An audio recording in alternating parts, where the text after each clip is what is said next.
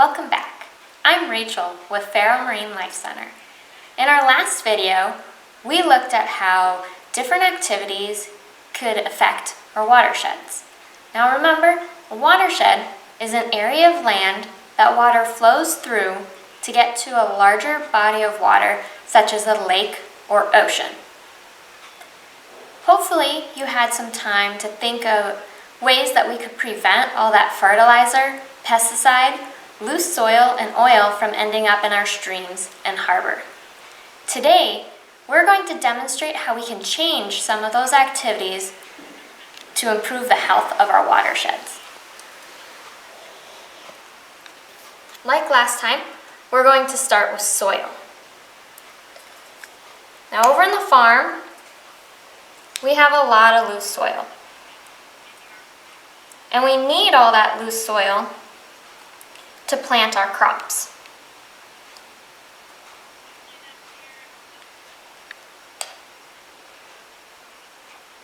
Do you notice how the farm runs right into the harbor?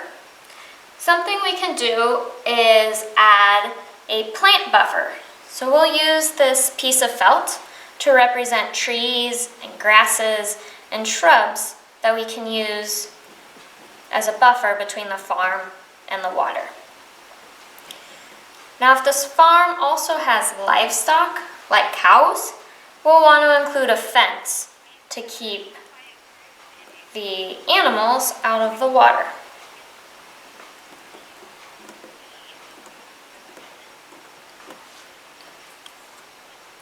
We'll still have some loose soil on the dirt road.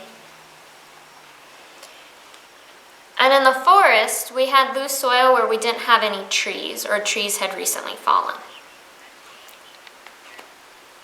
There, we can plant more trees. So we'll add a few more trees to this model.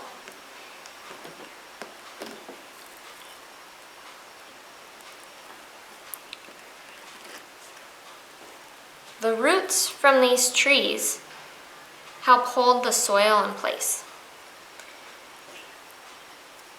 They can also help prevent landslides during heavy rain events. Just like the farm, we have this bare spot next to the stream. So we'll add some plants there as well. And this buffer of plants between the stream and the forest is called a riparian zone.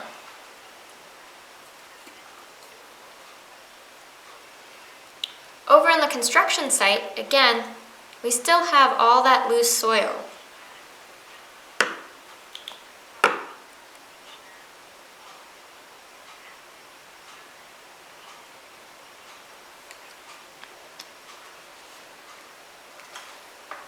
You might notice that construction sites use burlap like this to cover piles of loose soil to hold the soil in place. And they'll use this during construction and sometimes even after construction, especially on hillsides, and that burlap will hold the loose soil in place until plants have a chance to take root. Next, we'll move to fertilizer. Now, the fertilizer we talked about being chemical that helps plants grow. Can also have organic fertilizers such as compost or manure. You'll always want to check the weather report to make sure it's going to be dry for a while before you put out your fertilizer, and you only need to use a small amount. So over on the farm, we'll put a small amount of manure as our fertilizer.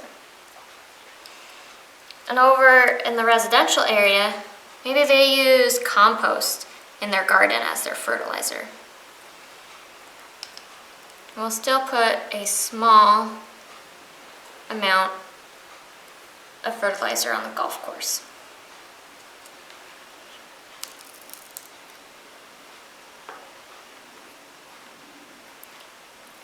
Next we have pesticides. Remember we talked about pesticides being chemicals that keep pests away? You can also have organic versions of pesticides. And just like the fertilizer, you'll want to choose organic whenever possible. And check the weather report. Put pesticides out only when it's going to be dry for an extended period of time. And a small amount goes a very long way. So we'll still put a tiny bit of pesticides out on the farm. Now we put pesticides around the barn to keep like rodents away, but maybe this farm chose to have a barn cap to keep the rodents away so they don't have to use any chemicals there. And over in the garden, they were having a problem with insects like aphids eating their plants. And they're choosing to use ladybugs to eat the problem insects instead of spraying their plants with chemicals. So we'll skip putting any pesticides out in the housing area as well. There's still a little bit being used to keep moss off the driveway, as well as on the golf course, tiny bit in the forested area, and a small amount along the roadsides to keep plants like blackberry away.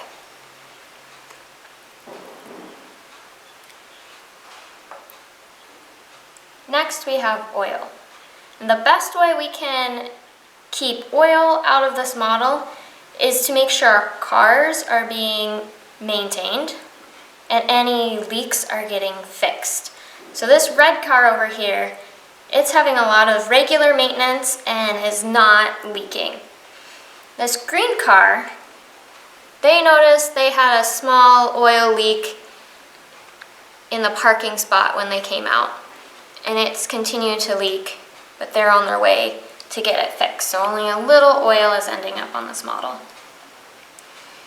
Now last time we put used oil down the storm drain. Remember how that storm drain leads directly into our streams? And so we don't want to put anything down the storm drains. No dumping anything down the drains. There's a saying that goes, only rain down the drain. Next we have our soapy water. Now our soapy water ended up on this model from outdoor activities like washing our car. And when we washed our car, we watched all that soapy water go into the storm drain and into the streams. So in that case, we could choose to wash our cars at a car wash, or we can move our car into the lawn and wash in the grass. You can see how the grass absorbs all that soapy water. You may be wondering, wait, won't all that soap hurt my grass? And just like with the fertilizers and pesticides, you only use a small amount of soap when washing your car. So if you're choosing a mild soap and only using a small amount, the grass will be just fine. Sometimes the weather reports are wrong or accidents happen. In these cases, we can add natural filtration systems called rain gardens to help catch any runoff from our parking lots, our roads, or our residential areas. Here we have a model of our rain garden. So at the bottom of our rain garden, we have small rocks. Those rocks help the water drain through this garden. On top of the rocks, we have 12 inches of sandy soil. And that sand also helps water filter or drain through all the way down into the rocks. Now on the sandy layer is where we would want to plant our rain garden plants. And you'd want to check with the city to see what makes a good rain garden plant. Once we have all the plants in place, we'll top our rain garden with 3 inches of mulch, which is this wood chip like. So on our model, we'll add a large rain garden at the end of this residential area. We'll use the felt to represent the plants in that rain garden. And note that it's a rain garden with these trees. We can also add a rain garden over at the school next to the parking lot.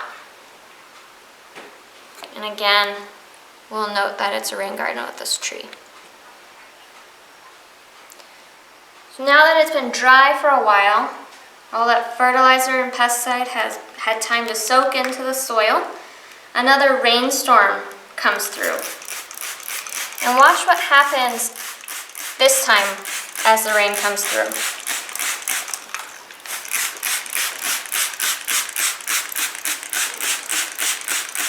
Do you see how the trees and the burlap are holding the loose soil in place?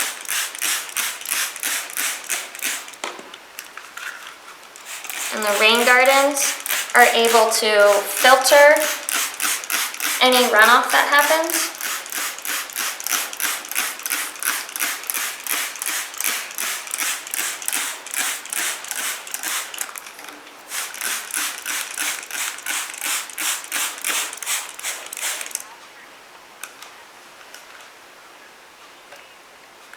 As a result, we have far less fertilizer, pesticide, loose soil, and oil ending up in our harbor.